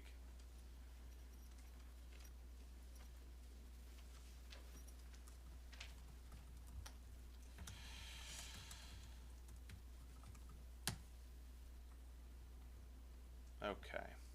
So, this is the point I was making earlier, and this is from Maryland State Altman versus Maryland State Board of Physicians. In the context of licensing, the concept of moral turpitude is rather broad. For the business of professional licensing, and this is also a separate case, Stidwell versus Maryland State Board of Chiropractic Examiners. For the business of professional licensing, moral turpitude strikes the broader court of public confidence in the practice of the profession. And so, I guess what I'm rambling about is that's the general scope of what moral turpitude is. As far as what morality is, I think we generally see, because we have contrary to justice and honesty, the typical crimes of moral turpitude we see are things that involve dishonesty, things that involve intent to defraud as an essential element. Perjury would obviously be a crime of moral turpitude, something that's inherently dishonest. But as far as morality is concerned, generally speaking, the most common instance is a felony, something that is sufficiently, egregious enough that it constitutes immoral conduct. I think to the extent we get further, when we're talking about misdemeanors, then it becomes if you're going to try to argue something is inherently immoral as a misdemeanor, it becomes a much higher bar to get there, if that makes sense. And if I could just add, unlike a lot of states that have a cause for action, just if you are, it's not tied to a conviction or, pleading guilty. It's just you can be suspended or revoked because you've engaged in an act of moral turpitude. And Maryland has never gone that route, at least for many decades. So I just want to remind everyone that there is that element there. That they have been convicted or have pled guilty to that crime of moral turpitude. And unlike other states, it must bear directly on their fitness to teach. So can that be subjective? Absolutely. Are they our hardest cases? Absolutely. And we have to look at past precedent. There are a lot of factors that go into that investigation. And quite frankly, it's on us to prove that it bears directly on someone's fitness to teach, which is just difficult. It's very difficult. So in other words, there's two layers of due process. Yes. The layer of the actual justice system and then coming back to the department. Okay, that makes me more comfortable. Thank you. Absolutely. And that's a great point, Kelly. One last thing I just want to point out with regard to that fitness to teach that fitness to teach element. There was advice, an attorney general's opinion that presented some advice as far as, you are entitled to some degree, any licensing agency is entitled to some degree to rely on an individual's criminal record and determining whether that person should be issued a license. But you have to temper that with kind of a comprehensive, holistic analysis of the other factors in play. How long has it been since the conviction in question? What is the nature of the crime in question? And does it have a significant relation to the type of license being issued? So in a case where an educator victimizes a school in some way or a student in some way and is convicted because of that, that might have a significant relation to the license being issued. That might bear more on fitness to teach than, say, a shoplifting conviction, which is a crime of moral turpitude, obviously, but especially if it's if it's not occurring while you're even employed, how is it related to the license at issue? Just because it's dishonest, and we've seen those cases where someone will have a conviction 5, 10, 20 years old that is a crime of moral turpitude, but does it bear on directly on their fitness to teach? You can make argument either way, but generally speaking, we try to, be consistent with our past precedent, at the same time making sure we're not holding, keeping scarlet letters on individuals who have been convicted long ago, because, we do need good educators. So, any other questions about moral turpitude? The last definition that was added was just the summary suspension definition, which is what we're going to be talking about in 13.8.12.06.03, this new regulation. And it's just defining it as an indefinite suspension under the applicable state statute that I talked about earlier, that is taken if the state superintendent of schools believes it's necessary to protect the public health, safety, or welfare. So it's just kind of making clear what that term means. Any questions about our definitions before we move into the regulation? All right. Oh, Darren had a question. Yeah, the explanation of moral turpitude and morality, I appreciate that. Is there some place where that interpretation of what those terms mean, as you described, is listed? There is not a specific case that defines moral turpitude. It is a concept that, like I said, it's not explicitly defined in any state statute. It's a term that is kind of a term of art in the legal community. I can certainly try to draft a little memo or something like that to kind of compile the case law we do have on that interprets it, and kind of gives some explanation of what it is. But there's not anything that I can point you to right now that says, oh, this is a statutory definition for moral turpitude that we have to follow. So, quick question for that. Could it be interpreted in a different way than how you explained it to us? Or is that pretty? So the definition is that pretty standard in terms of how you're I've- interpreting it? I'm sorry. No, you're fine. The definition that I've used, like I said, the legal interpretation of moral turpitude has always been something that's inherently so vile, base, depraved, as to affect the one's credibility. I mean, one of the things that in the context of criminal law, for example, crimes involving moral turpitude are used to impeach individuals' credibility if they testify. So if an individual gets on the stand and testifies, they can be asked about their convictions involving moral turpitude, because the idea being, if they have a conviction for something so inherently immoral or something so inherently dishonest, it affects their ability to be candid. It affects their ability to be credible. So with that, like I said, there's no statutory, as far as I'm aware, there's no statutory definition for moral turpitude defined, but the case law that discusses moral turpitude defines it as something inherently base, vile, depraved, as so to affect one's credibility. Like I said, what I'll do once we're finished is maybe I'll draft some just a brief memo that discusses moral turpitude in the context of the case law and in the context of professional licensure, and that might be helpful to give some context. And the reason I ask largely, and I appreciate the explanation, is because Kelly mentioned that generally within Maryland, unlike other states, it's generally related to a felony conviction.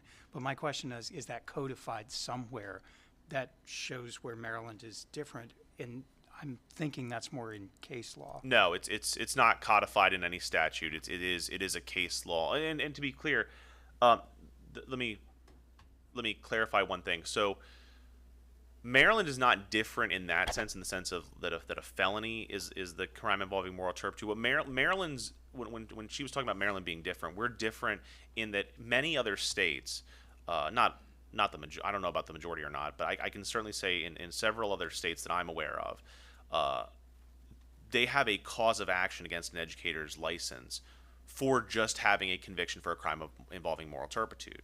It doesn't need to bear directly on fitness to teach. They say, okay, if you've been convicted of a crime involving moral turpitude, if you have a theft conviction on your record, guess what? That is a cause of action that we will go after your certificate for, regardless of whether it bears on fitness to teach or not. The distinction we have here is we've always had in our regulations, as long as I've been here, the required element that before the state superintendent, is required to suspend or revoke an educator's license, there has to be a conviction, and it has to bear on that person's fitness to teach. So that's within our regulations that we are kind of distinct in that regard, because we want to make sure that we're not just, like I said, using a crime involving moral turpitude as a scarlet letter to take action on someone who's been convicted decades ago. We have routinely seen educators who have had convictions that are 20 plus years old, and some of them can be sufficiently serious convictions, but the educator has demonstrated rehabilitation in a great way over decades of time and has gone on to teach in another state. And so these are, as Kelly said, these are our toughest cases. These are the ones that require the most deliberation and hemming and hawing. And I like to think we get them right more often than not. But that's how we're different. We're not different in the sense of how we define moral turpitude as a state. Generally speaking, that definition is consistent across the country, as far as I'm aware.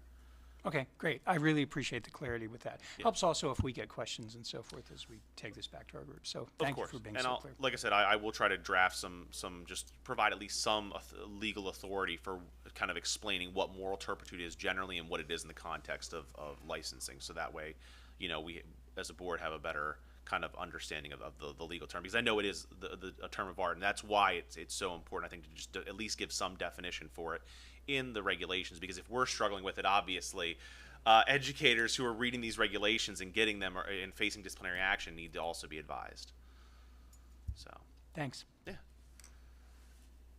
Anything else to discuss the definitions? All right, let's get into the weeds of summary suspensions.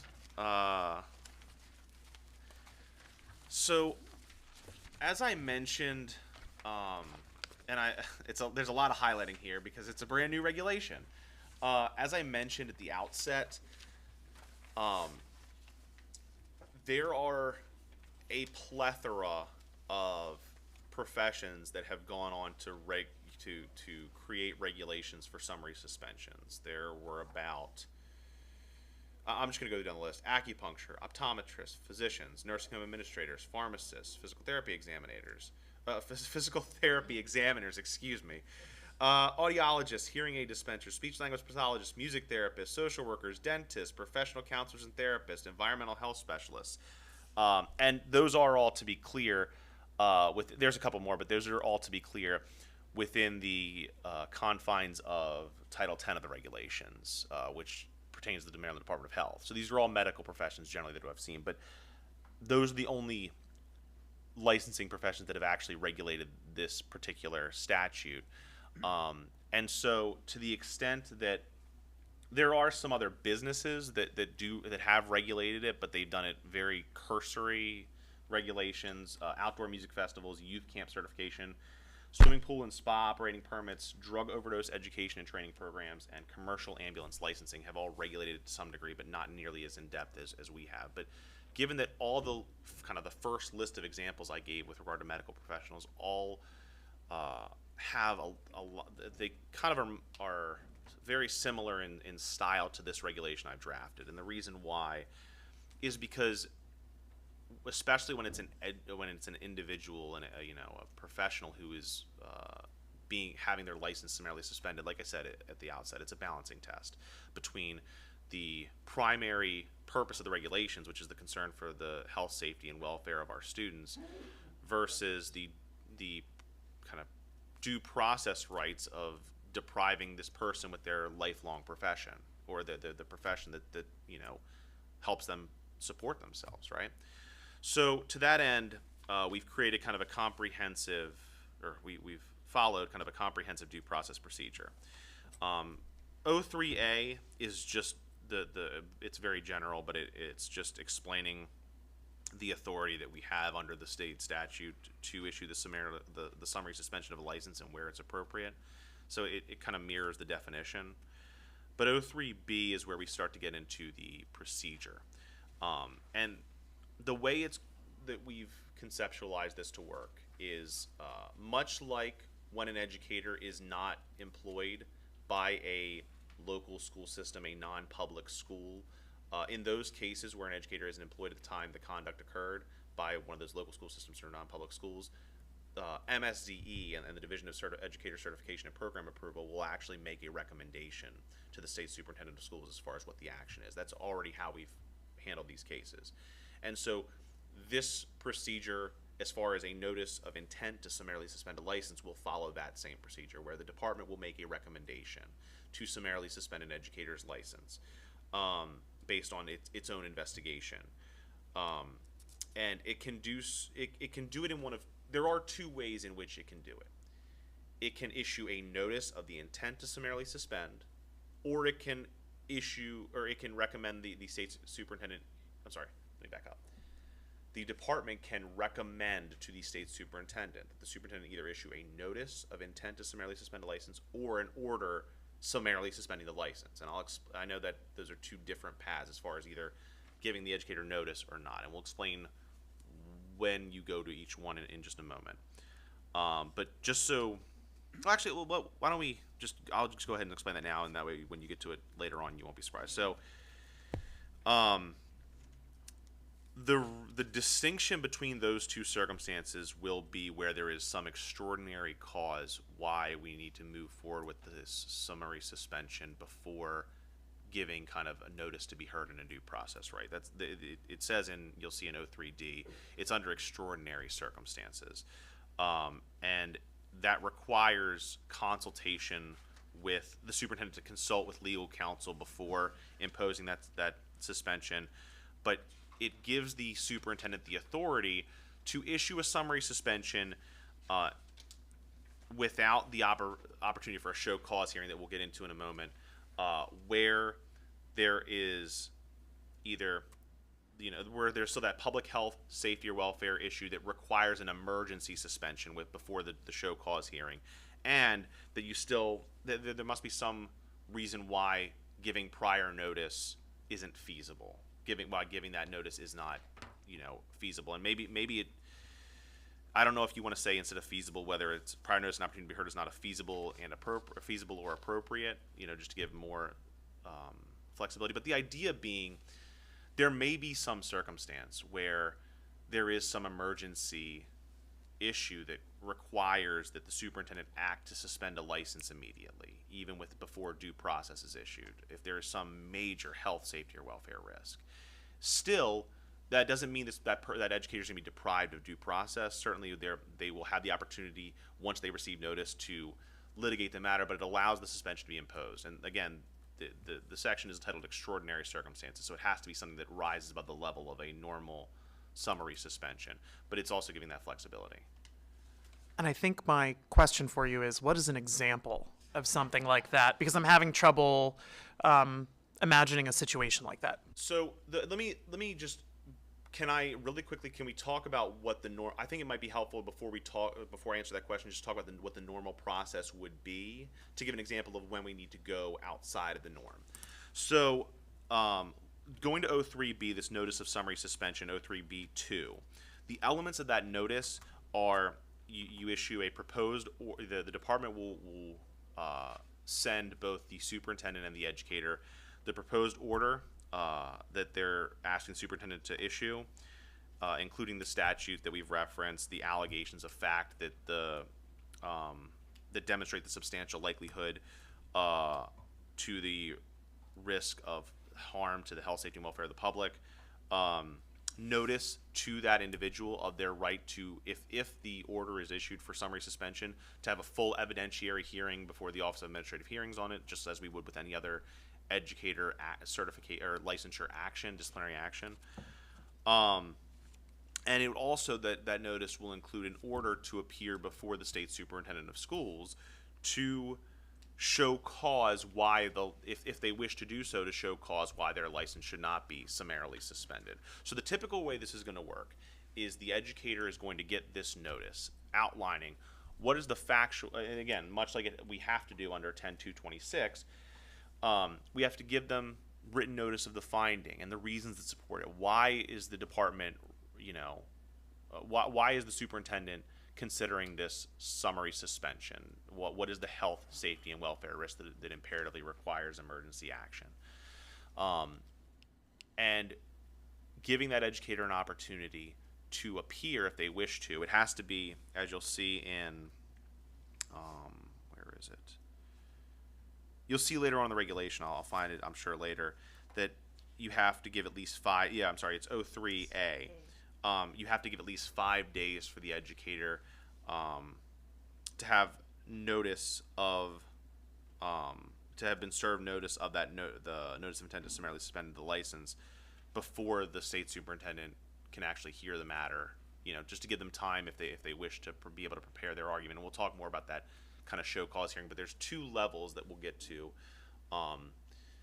then I want to answer your question. So the 2 levels of this are, there is a kind of pre-evidentiary show cause hearing that once that educator receives notice, they will have the opportunity, should they wish to request that show cause hearing before the state superintendent of schools. And the department, and it would be me, that would be presenting argument on behalf of MSDE as far as their recommendation. But both sides would have the opportunity to present at least about no more than a half hour, of oral argument as to why the suspension should or should not be issued, why there is or is not a public health, safety, or welfare risk that imperatively requires emergency action. And then based on, after that hearing is when the state superintendent of schools can, summarily suspend the educator's license or not, or if there is some, if there, there's, you'll see later on in the regulation, the state superintendent has full authority. Obviously, you can get a little bit creative. If there is a way where the MSD and the educator agree, okay, if you do these things that mitigates the health, safety, and welfare risk, the state superintendent is free to follow that kind of agreed upon resolution if the MSD and that individual can agree. So there's flexibility as far as what the superintendent can do. To your question, can you just repeat your question one more time with regard to? Sure. Just is there an example So- of something that would rise to that health safety risk? Again, I'm doing pure hypotheticals here off the top of my head, but my thought process would be a situation where an educator, we have a case right now where, well, I won't go into details, but the long and short of it is we've had cases where an educator is charged criminally with an offense involving a student, right? And obviously that would normally be a cause on our regulations if that educator is then terminated. But what happens in a situation, say, where an educator is criminally charged for conduct with, misconduct with a student, but then they are no longer employed. This was conduct that occurred maybe 5 years ago, and since then they've left that employment. They are either in a new state or they're in a new career, and there is still a student who's been victimized. Especially if they're in a new state, there is a concern. Let's say they're teaching in Pennsylvania, but they weren't dismissed and they didn't resign from their employment after the misconduct. Let's say, or it's a nebulous case whether they've resigned, but they're teaching in another state. Do we want to wait until this individual is served, or the issue of service, until we say we need to take action against your license?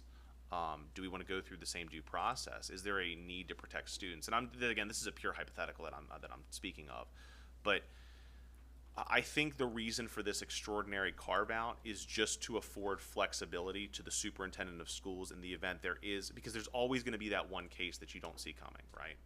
We've seen it at least in licensure, where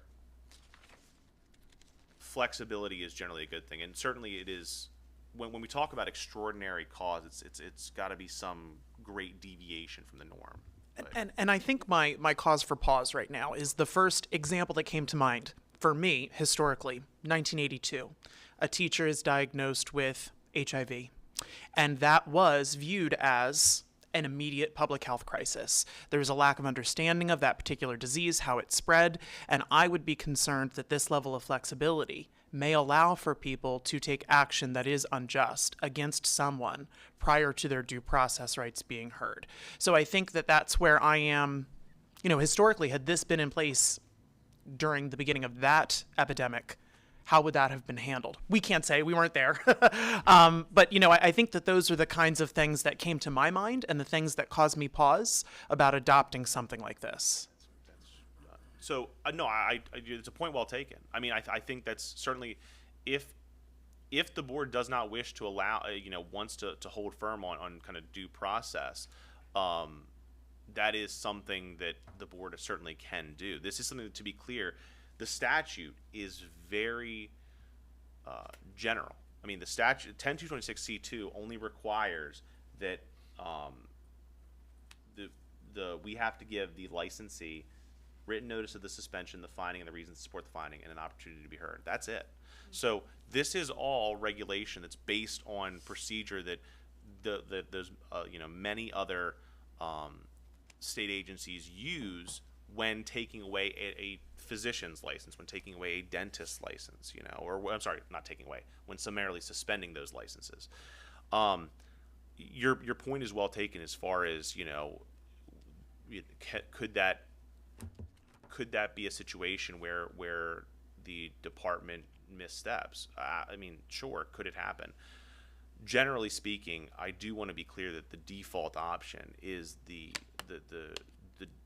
notice of intent to summarily suspend rather than the order.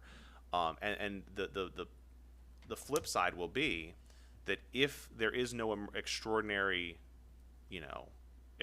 circumstance regulation where, and like I said, as it's written currently, you have to give, not only does there have to be consultation with legal counsel about whether or not it rises to the level of the kind of extraordinary circumstances exception. You still need to have the public health, safety, or welfare issue that you have in all of these, but there has to be some reason why prior notice and an opportunity to be heard isn't feasible, right? So right now, it is a very rare circumstance where it would happen. If you remove that provision, you are protecting the educator's due process rights, absolutely. But the flip side is you are also depriving the department with any discretion to do anything to immediately act to suspend an educator's license who is currently in the classroom before that due process, which is, as we know from the regulation, at very least a 5-day window where they have to have time to be able to prepare their response as far as the show cause hearing. And then the superintendent has to still issue the order. So there is a time window where, that there's that kind of at least a week of time, I'm estimating, right? At least, where, also just talking practically, I don't know how quickly one of these, this is obviously an emergency issue, so I would hope we can get on the superintendent's calendar right away, but that is another factor here, right? So I say all of that prologue to just explain why kind of the rationale behind the extraordinary provision, the extraordinary circumstances exception, where the state superintendent can issue the order. Getting rid of that would certainly afford educators due process rights before their license is suspended, but at the same time, this particular statute is designed in case of emergencies where there is some public health, safety, or welfare risk where the superintendent, where the licensing board or the licensing agent needs to be able to step in and say, we need to hold off on this until we know. And that's the reason they're indefinite suspensions, is because we wait until we have more information, and then certainly we'll get to a reinstatement of those summarily suspended licenses later if they're even imposed.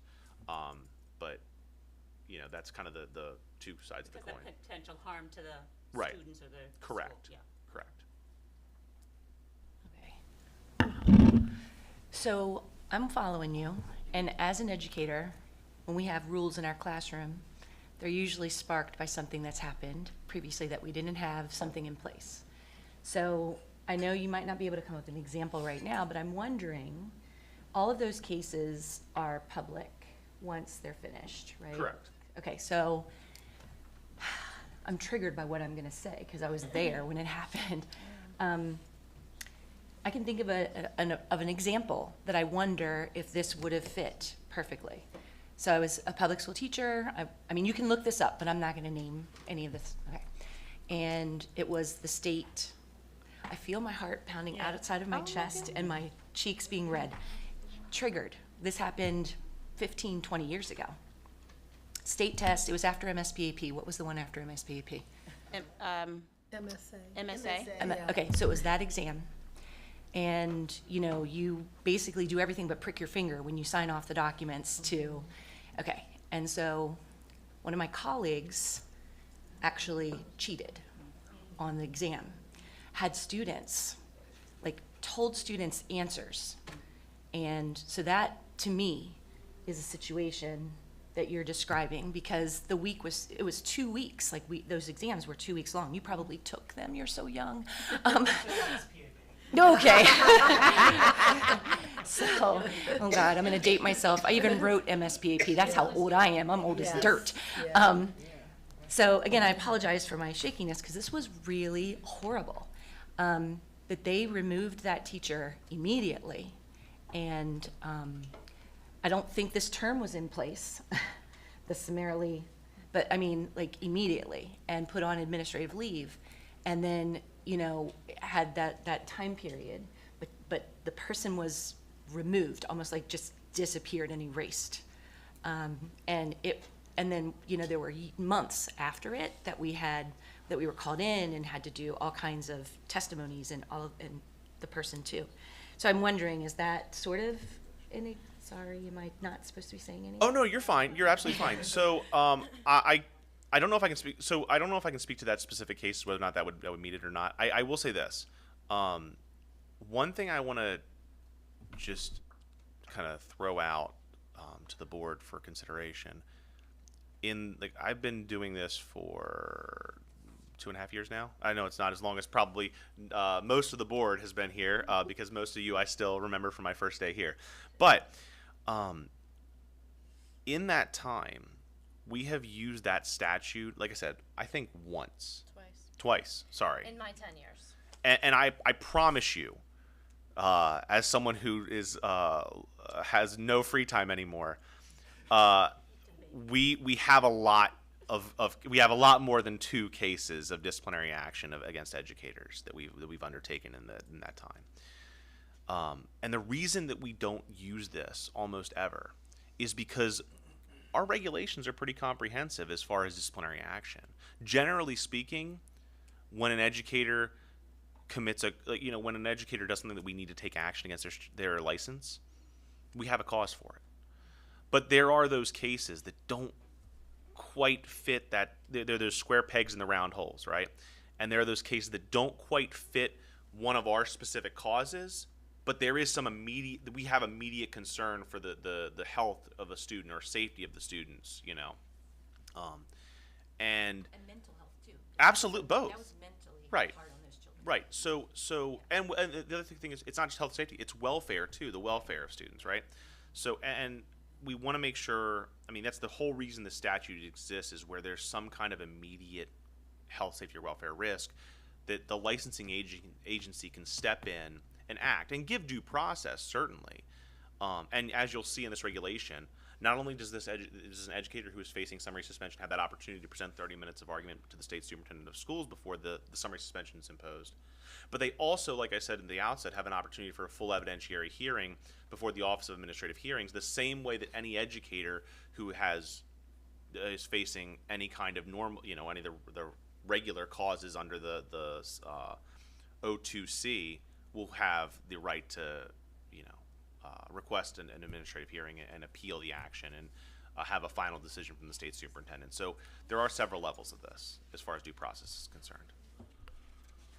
Thank you. I have 2 questions. So under 2C that you were just referencing when we spoke earlier about the definitions for moral turpitude and suspension, that requires a previous conviction, correct? Before then the second action is taken. Does the summary suspension require that same conviction? No, and that's so again, the summary suspension it's not just for criminal charges or convictions. Certainly it could be if a charge was sufficiently heinous enough and there weren't another cause to act under our regulations, that might be something that the department could recommend to the superintendent. It'd be up to the superintendent whether to issue that notice.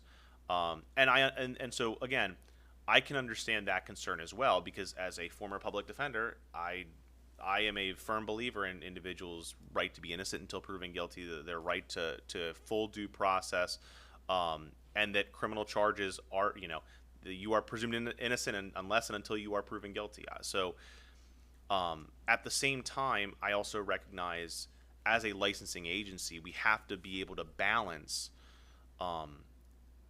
the due process concerns we're talking about with the health, safety, and welfare of students, because absolutely someone is presumed innocent, but it is still a criminal charge.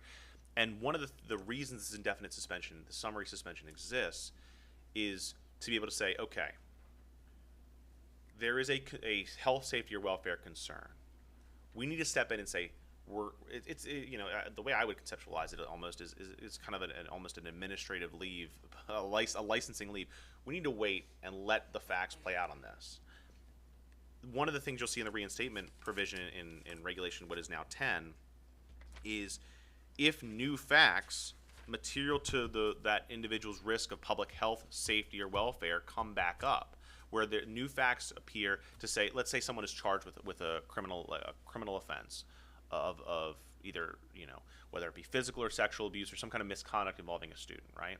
And we can't take cause under our normal regulations because maybe they weren't employed at the time. Let's say we impose the summary suspension, and that person, because that person's criminally charged with an offense, and let's say that criminal charge is then dismissed, and there's information that comes out as a result of the criminal litigation to say, oh, that was false. That was a false allegation. That individual, or even if the person's not convicted, that individual can then file a written request for reinstatement under the regulations and say, I wasn't convicted. This is false. Here's all the reasons why. And the department can present its own position on that, and then it again is up to the superintendent of schools to make that determination of whether or not, at that point, the burden kind of flips. During the show cause hearing and during the administrative hearings, the burden is always on the department as the body seeking the suspension at issue to prove by what's called a preponderance of the evidence. It means more than a 50% chance, more likely than not, that the public health, safety, or welfare imperatively requires that individual summary suspension. If that suspension is issued, the burden then flips to the suspended individual to demonstrate, again, by a preponderance of the evidence, more likely than not, that the health, safety, and welfare no longer requires the summary suspension, if that makes sense. Thank you. My second question is the state superintendent of schools the sole, I know it says that they'll preside over the cause hearing, but are they the sole decider in that decision? Correct. And that is consistent with our licensure disciplinary action regulations. It is always the discretion of the state superintendent of schools to take action in any educator certification case or licensure case. I keep saying certification because we used to use that term. So I'll probably be doing that for a while. But, and that's kind of, I'm kind of just let me just do one more hypothetical really quick, and I apologize. I know this is going on. Let's say an educator is facing summary suspension. You get the notice of intent to summarily suspend. You say, I want to show cause hearing. We go before the superintendent of schools. Both sides can present 30 minutes of argument. Let's say the superintendent of schools imposes the summary suspension. Then the educator says that I think they have 30 days, I think is what's in the regulation. We'll get to that in a second. But 30 days to request a full evidentiary hearing before the Office of Administrative Hearings, the same way any other educator would facing disciplinary action. They had that full evidentiary hearing. The ALJ makes a proposed recommendation, one way or the other. Let's say they say, we're going to affirm the emergency suspension. It still will go to the superintendent of schools to then issue that final decision on the summary suspension. The superintendent of schools has full authority to change that decision to do whatever the superintendent of schools believes is most appropriate under the circumstances. And even in the circumstance where that individual's license is summarily suspended, it is again indefinite, and it is again subject to the reinstatement procedure outlined in Comar 13.812 0610.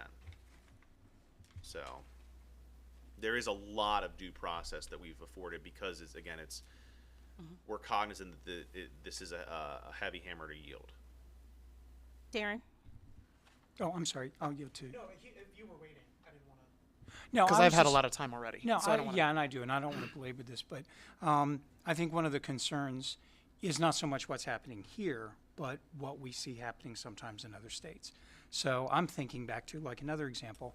About a month ago, the front page of the Washington Post was about a media specialist in another state who was terrified and was going to quit only because she has to go book by book to look at everything she has. Teachers are required to do the same thing. They have to turn their books into her. She has stacks of them because she's concerned that a student might take a book, someone would object to it, and she would be charged with distributing explicit material to a minor. So we see how, these things can happen. Not so much that's happening here, but one of the things that causes you to have balance is you make sure you don't open the door to imbalance. And I'm not saying this does that. I can understand the need for it. But I think that's sort of in my mind where certain concerns come from. And I realize we've taken a lot of time, but it's really important to get this right. Absolutely. I don't know who was first. Dr. Zebley, and then Ms. Bacon. So I think I heard you right. A process like this already exists in statute. Correct. So the department can use something like a summary suspension without this in regulations. Correct. So think about what Darren just said, is including it in our regulations, does that make it more likely to be used? I don't think it's necessarily more likely to be used, because I think the causes for which we would use it already occur so infrequently, and again, where they have occurred the 2 times over the last 2.5 years, at least and that's anecdotal, but that's where we're at.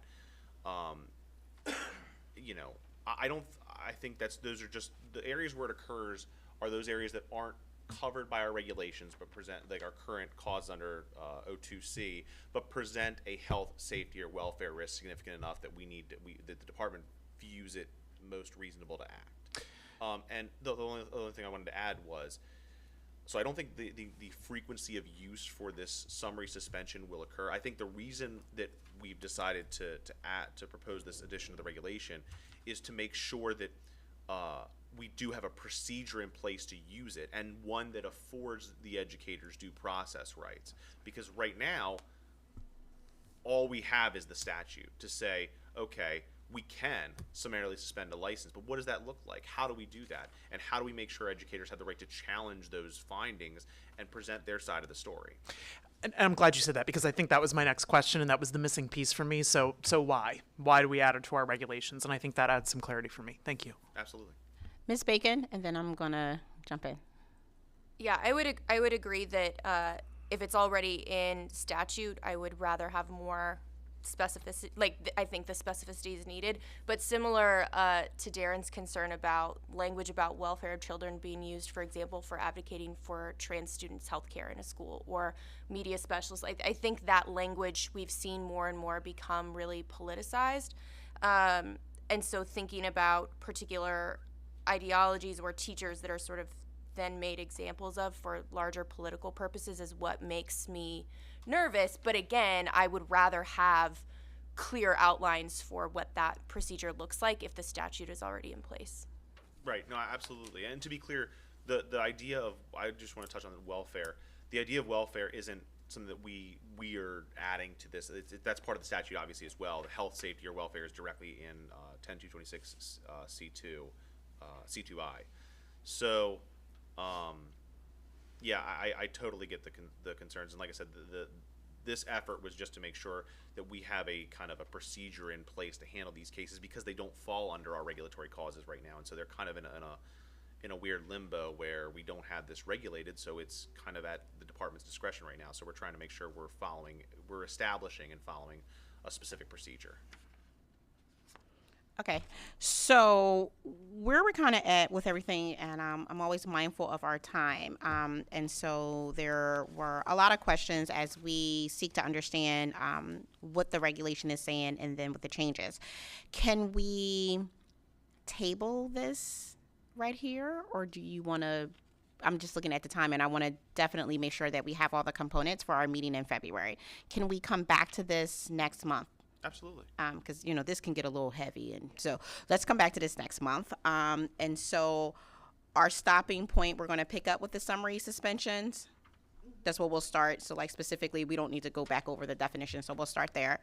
And then if there aren't any objections, I want to go over the agenda for next month, because we added some things in, we're taking some things out. And so I just want to make sure that we are clear on terms of what we're going to discuss next month. So the first thing I want everyone to note is that we're definitely going to go through with the date change. So we will have our meeting February 8th, same time. Kelly, do we have this room, or you need to check and see? We always have this room, but Okay. we're not always going to fit in this room. Okay. And then just because it's February and global warming and climate change, can we tentatively go the next Thursday just in case it snows? Can we pencil that in lightly? It's up to you. I'm suggesting, but kind of telling. Well, yeah, just in case, because, we live in Maryland. You just never know what season you're in terms of winter versus late fall. Just tentatively, just in case that is a snow day, we just have some things that we need to discuss and get through, and I don't want to necessarily push it to March because there'd be so much going on. So let's put the 15th down just in case it snows. And as a reminder that if Baltimore County schools are delayed or they are closed, we are unable to have the meeting. In the event, if it skips Baltimore County and it's just treacherous other places, we'll try to pivot to virtual if we can, like if it's severely impacting the other counties. But if it comes through Central Maryland, typically Baltimore County is going to be impacted in some way. The other thing is that coming back in our February meeting, is looking at the portfolio-based assessment. Remember, I'm asking you to go back to your stakeholders and your constituent groups just to get some feedback, questions, concerns. Kelly, can they send it to you just so that we can kind of preview it before our meeting? Sure. Yeah. If you can send that to Kelly by the 31st, that would be great. So that way when all the materials come out for our meeting in February, you'll have that just so that you can get an idea of who said what to kind of frame our discussions. The other thing I have on our agenda, Kelly, did you say the new military spouse regulations? Is that what you called it? The federal military spouse. Yep. Military spouses deserve medals too, medals of honor. We're on the front line too. So we'll look at the regulations surrounding the federal legislation with military spouses. Kelly, now we haven't talked about this in a while, but can we? The staffing report, would that be ready for us to look at? We haven't talked about the staffing report.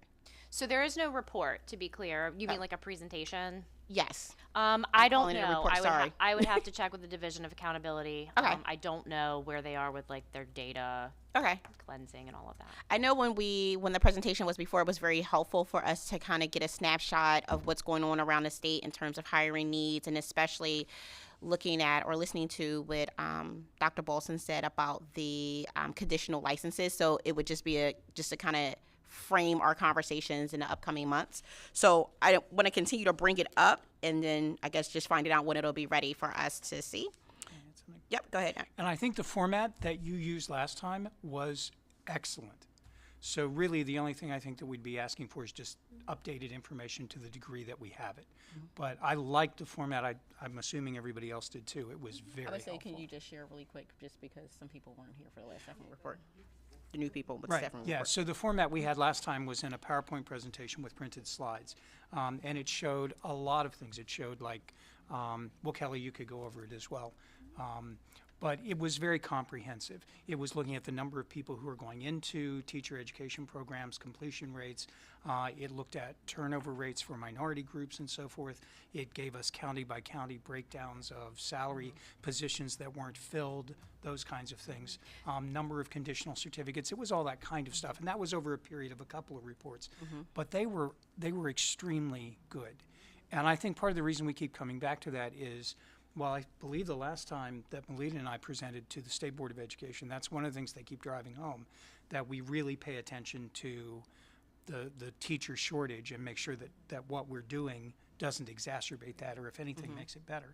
So we need that information, I think, updated. But I also realize that's a lot of work to do. Mm-hmm. No, it's absolutely critical. It's just a matter of whether the data is available yet. I will tell you that the educator preparation data is not available because we pushed back our collection to the winter. So we have not yet collected it. But the staffing data is still collected in October. Yeah, just so that we can kind of keep that, and just for newer members on the board, it gives you a perspective statewide, because sometimes you're thinking from the lens of your stakeholder group and just really looking at what is going on statewide from the Eastern Shore, from the central part of the state to out west, and just looking at the challenges for the 24 LEAs across the state. So I think it's always good to kind of make sure we're coming back to that. And then we'll come back to the disciplinary actions and denials, and then the top part of our agenda is pretty much standardized and will remain the same in terms of public comment, call to order, state board update, announcements, the approval of the minutes. Go ahead. You might want to have gone first, because I was going to, just because Kelly's not busy enough, I have a question. She's got new staff now. Watch out now.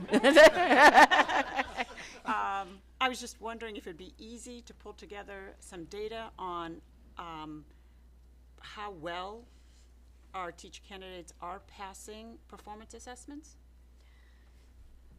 Yes, we can pull data. So passing, not passing, because there is no cut score. Right. But we should be able to request data from both ETS and Pearson to take a look at where individuals are scoring, because that's the type of information that we're going to have to use to develop a cut score. Right.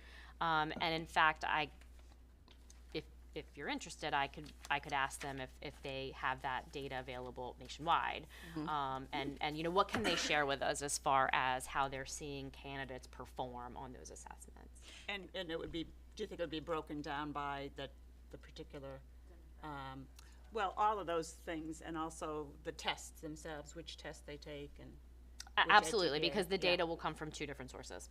Now, Kelly, is that feasible for February, or is that something in terms of looking ahead on our agenda for March, or you don't know yet because you haven't reached out? Yeah, let me reach out to them. And usually they're pretty responsive. I don't know how heavy of a data lift that is. Okay. Let me ask them. Okay, so we'll have that. So I guess I'm going to just say information about portfolio-based assessment and candidates, is that the right term? Candidate performance for our state versus nationally, if we can. All right. I'm scared. Anything else? Dr. McGee. You know I do. So Kelly, you had mentioned with the passing of the regulations, right, that we would circle back to the competencies for literacy. And also in that is the science of reading. I'm just curious what the timeline is for us to start looking at. Do you mean to make the language more consistent? Whenever. In fact, that was what I was going to say, is there are still many, many amendments that we have previously identified. So my plan was just to slowly bring them during the session so that we could have the discussions, you know, during this time and be ready to. So Kelly, were you thinking about that for February as well? Yeah, I can think of at least, so the military component, it makes sense to also bring the regulatory language that's associated with that, because we do need to add language into our licensure regulations for that piece. We can certainly start looking at the science of reading. There is, that may be March, because there's a new literacy expert on board here. I don't think she started yet, so I'd like to confer before we start really doing that work, so I'm thinking more March for that. But there are definitely other little pieces that I can start going through that we've talked about, and I kind of just have a running list. And I can bring whatever kind of fits that time slot for what we have left. So with that being said, it feels like it's a lot, and that's probably because like that space down on the bottom for me is full. Do we need to tentatively plan for our meeting to go past 12 o'clock? Nope. You think we can get it all in? Yep. Okay, cool. Well, we're usually scheduled till 12:30 to be 12:30. Okay. So just mental note that we'll go until 12:30 the next session. All right. Did I cover everything that we want to discuss next time? Okay. All right. Without any objection, the chair will adjourn the meeting today at 11:51. Meeting adjourned. Thank you.